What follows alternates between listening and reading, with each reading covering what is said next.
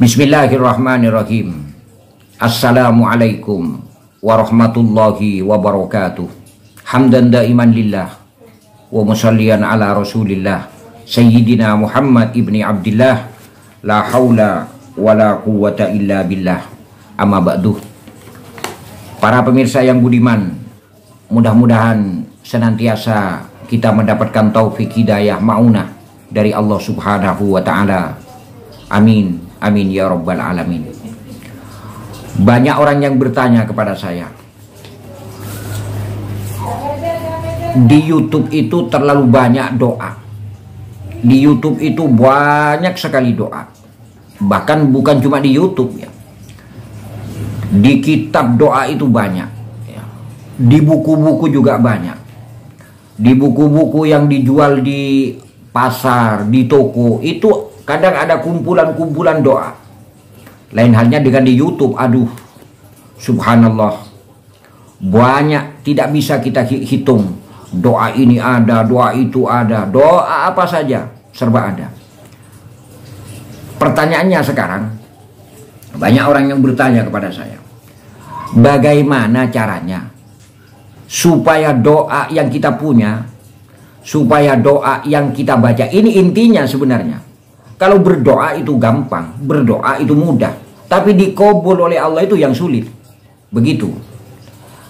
Orang berdoa itu sama saja dengan orang yang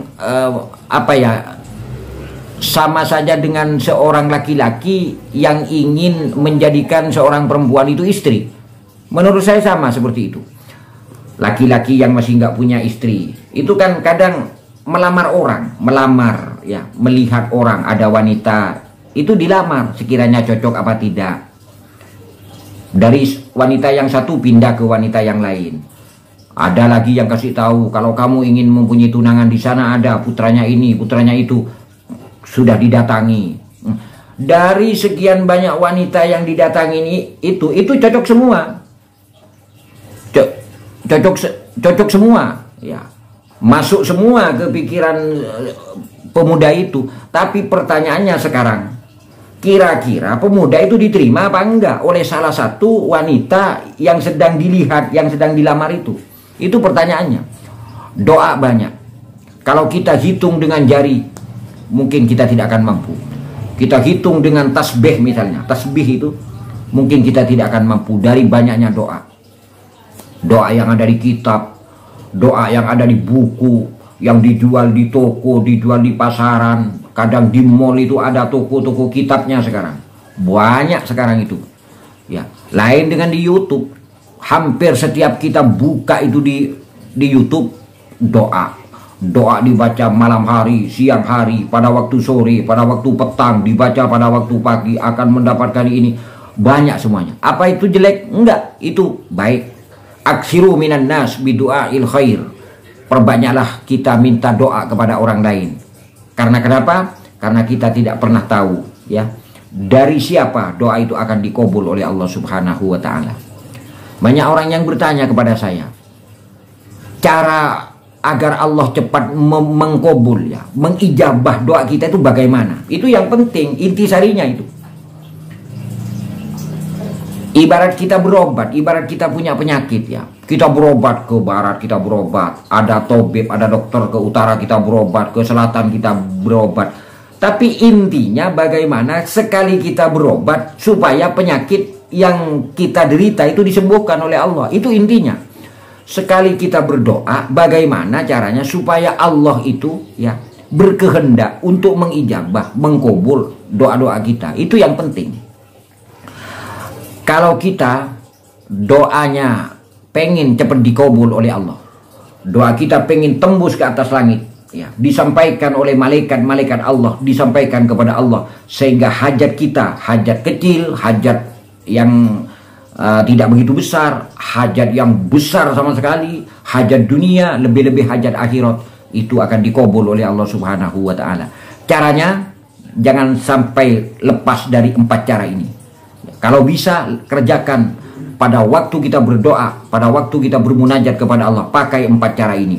Insya Allah doa yang kita baca akan tembus ke atas langit, akan dibawa oleh malaikat dihaturkan kehadirat Allah Subhanahu wa taala dengan syafaat dari Rasulullah Muhammad sallallahu alaihi wasallam. Caranya yang pertama, kalau kita berdoa, usahakan yang pertama itu dalam keadaan suci. Itu suci dari hadas kecil, lebih-lebih suci dari hadas besar. Jadi pada waktu kita berdoa, usahakan kita itu dalam keadaan suci. Innallaha yuhibbul mutatahhirin. Allah itu sangatlah senang kepada orang-orang yang bersih, kepada orang-orang yang suci. Artinya, kalau kita berdoa kepada Allah dalam keadaan suci, ya, kita punya wudhu, kita lepas dari hadas kecil, lebih-lebih hadas besar, insya Allah doa kita akan cepat diijabah oleh Allah. Itu yang pertama.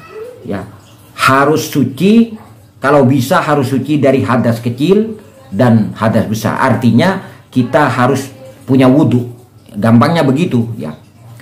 Sekalipun misalnya doa itu tidak perlu kita ambil air wudhu, dimanapun kita berdoa, dalam keadaan apapun, dalam kondisi apapun itu boleh. Iya, tapi untuk ya lebih bagusnya agar doa kita itu cepat diijabah oleh Allah, kita harus berdoa dalam keadaan punya wudhu. Itu yang pertama.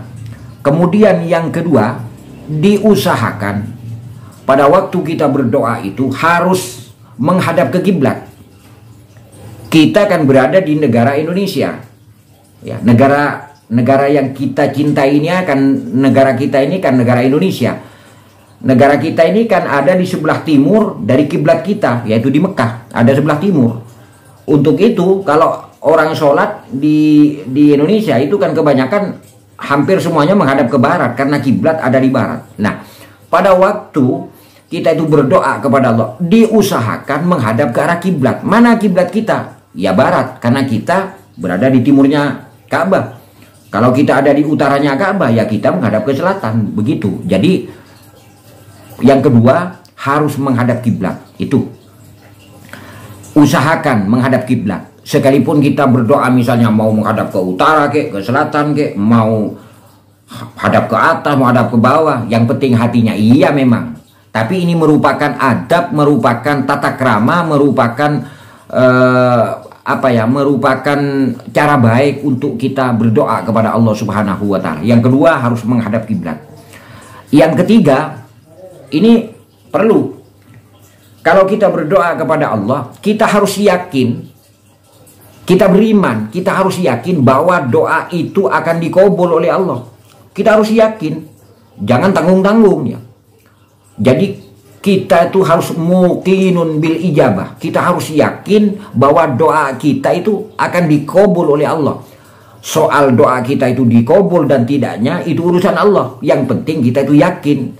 Jangan kalau kita berdoa itu kita berdoa sampai meneteskan air mata. Misalnya ada orang doa sampai meneteskan air mata, khusyuk. Sementara hatinya itu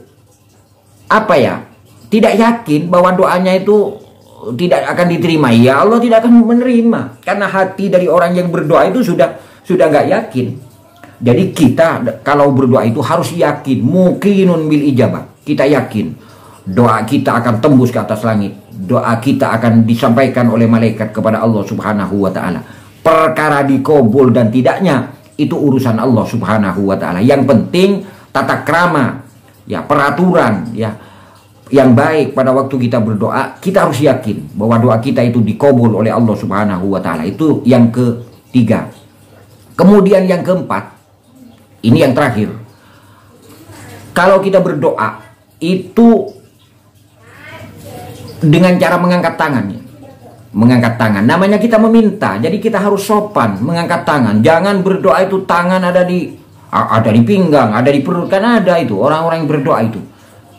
Mana mungkin Allah akan mengabulkan, wong caranya sudah nggak sopan. Minta kepada Allah, kita minta sama mertua saja. Misalnya kita minta uang sama mertua, mosok kita itu tangan ada di bawah kita, ya kan nggak mungkin. Jadi kalau kita berdoa kepada adabnya itu, tata keramnya, kita angkat tangan kita. Sekalipun orang berdoa itu hati yang menentukan, paling tidak tata keramanya yang nomor 4 itu harus mengangkat tangan ya, meminta. Kan mengangkat tangan ini merupakan simbol ya, merupakan tanda-tanda orang yang meminta. Kita kan nggak akan memberi kalau berdoa, tapi kita meminta. Jadi sebaiknya kita angkat tangan kita. Pada waktu kita mengangkat tangan berdoa, itu diawali dengan membaca, dengan memuji kebesaran Allah. Kalimatnya Alhamdulillah. Kita baca misalnya kalimat yang mudah-mudah, Alhamdulillahirabbil alamin. Itu diawali dengan itu. Dengan kalimat hamdalah, dengan memuji kebesaran Allah. Kita baca Alhamdulillahirabbil alamin. Itu yang pertama.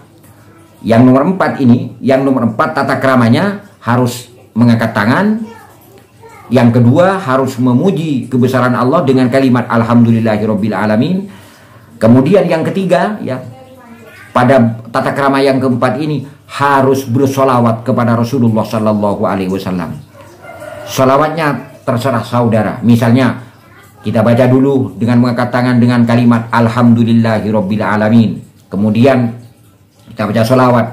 Wassalatu wassalamu ala asrofil anbiya wal mursalin Sayyidina Muhammadin walhamdulillahirabbil alamin. Langsung kita bermohon kepada Allah. Ya, harus lewat Rasulullah. Sebab yang punya kunci, yang punya pintu itu adalah Rasulullah Muhammad sallallahu alaihi wasallam. Kalau kita berdoa tapi tidak lewat Rasulullah, tidak lewat pintu yang akan dibuka oleh Rasulullah, maka selamanya pintu doa kita akan ditutup oleh Allah Subhanahu wa taala. Maka kita harus lewat orang-orang yang punya pintu. Siapa orang yang punya pintu? Yaitu Rasulullah Muhammad sallallahu alaihi wasallam. Makanya setelah kita memuji kebesaran Allah dengan kalimat Alhamdulillahirabbil alamin, kita baca wassalatu wassalamu ala asrofil anbiya wal mursalin, atau kita baca sholawat. Jadi pertama kita baca Alhamdulillahirabbil alamin, yang kedua kita baca sholawat kepada Rasulullah sallallahu alaihi wasallam. Kemudian yang ketiga, dalam yang keempat ini, tata krama yang keempat, langsung ya kita berdoa, kita memohon kepada Allah dengan menggunakan bahasa Indonesia itu nggak apa-apa, dengan menggunakan bahasa Arab yang nggak apa-apa, dengan menggunakan bahasa Jawa nggak apa-apa, dengan menggunakan bahasa Madura yang nggak apa-apa.